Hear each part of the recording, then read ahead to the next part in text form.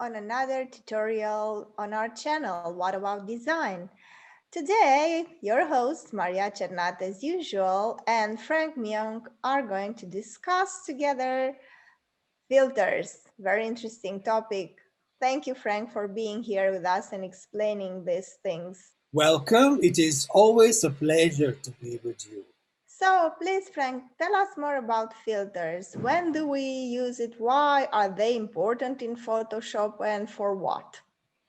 Wow, this is a big question. Filters actually do a lot of magic things, if you say you love this word, I think magic. So filters can do lot, tons, dozens of stuff.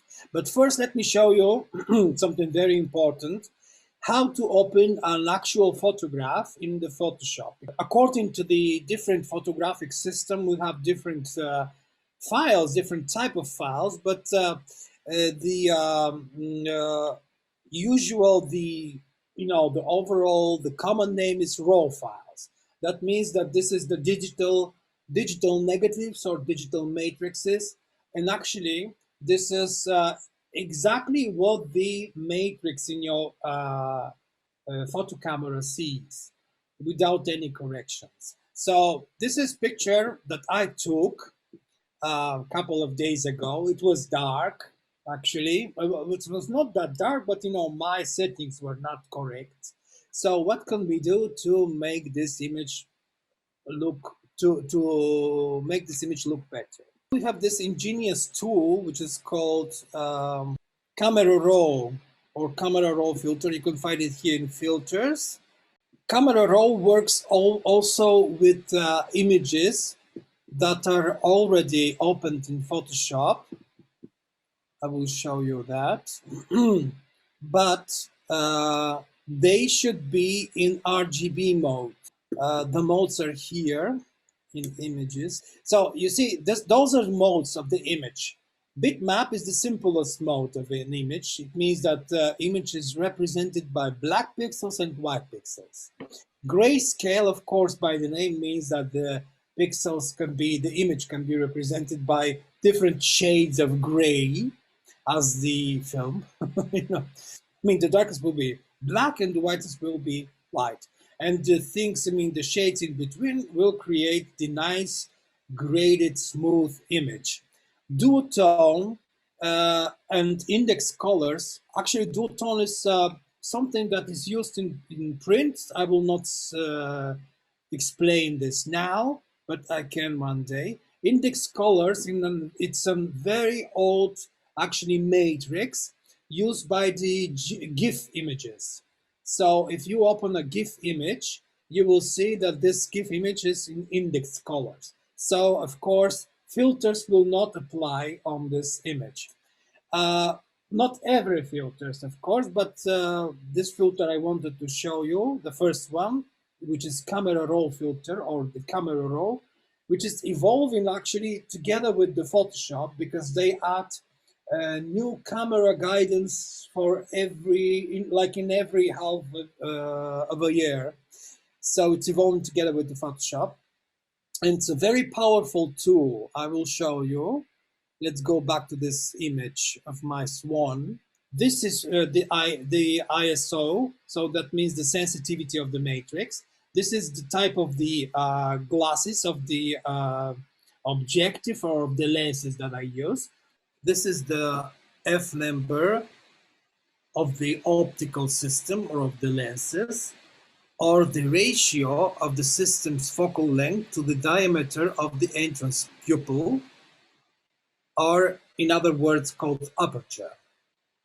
And the last number, which is 126 part of a second, that is the speed, the actual click of the lens. This is some of the adjustments that are used for the lenses. And now, temperature actually is the warmth and the coldness of the image. If I go to the right side, the image will get warmer. It will go to orange, red, warmer colors. If I go to the left side, it will get colder. So it will go like greenish, bluish, to the blue poles. Okay, the tint is not important here, but the exposure, that means the openness of the lens. I mean, as open, I mean, if How much light would it come through the lens? This is what it means. So. The contrast, I mean, this is the difference between the lightest and the darkest spots, and it cuts out actually the middle tones. So if you go to the left side, you will have more middle tones. I mean, between the darkest and the lightest parts. If you go to the right side, so then you have less middle, and you will have brighter and sharper image. So if you go to highlights, that will correct only the higher tones that are, the whites, the high blues, the high reds, and the high greens, actually. So it will touch only them, but not the middle tones and not the darker tones. The shadows, of course, means that this is the middle ranges of your image, the middle range of the colors of your image. So it will not touch the white, for example, the higher tones, and will not touch the lower tones. In other words, this is called equalization. If you have at home this hi-fi stereo systems, they have these keys, equalizer keys. So this is almost the same stuff. And you can actually control the high, the shadows, the whites, and the blacks. The blacks are the darkest. If you, for example, have two light images, or for example, you shot something that is black, and it is not black, it's not too black, it's not the black color that you want, you can of course darken it a bit, unnaturally, digitally. Then you have something like that is called texture. Is not that important here, so I will not stop to explain what that means, maybe sometime later. But clarity is important, because clarity is the sharpness of the edges of the image taken by your camera. So it creates some artificial edges, and it's strengthening actually the contrast, and creates some kind of bigger visual difference between the dark and the light tones. It creates sharpness, but it's not an actual sharpness of the pixels. The actual sharpness of the pixels is used by another tool. And the haze is actually the tool that you can use if you shot some image in fogs or in conditions that the object is not that visible. It's maybe blurry or shot in a fog.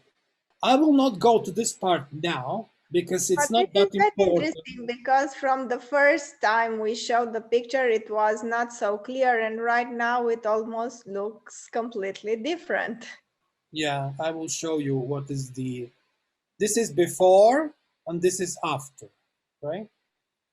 Mm-hmm.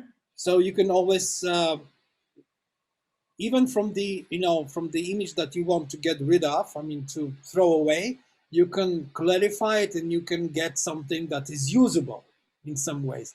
Actually, I can even get rid of the dots of you see this, there is this grain that is in the image, and actually I can also get rid of the grain because we have these details, and we have noise reduction, a tool that is called noise reduction. And when I click here, so it gets, yeah, it gets rid also of the noise. But actually I love the noise, because the noise always give you some illusion of sharpness, and it's usually our eyes adapted to noise. And for example, when we watch films, they're always noisy, and this noise actually gives you the natural look.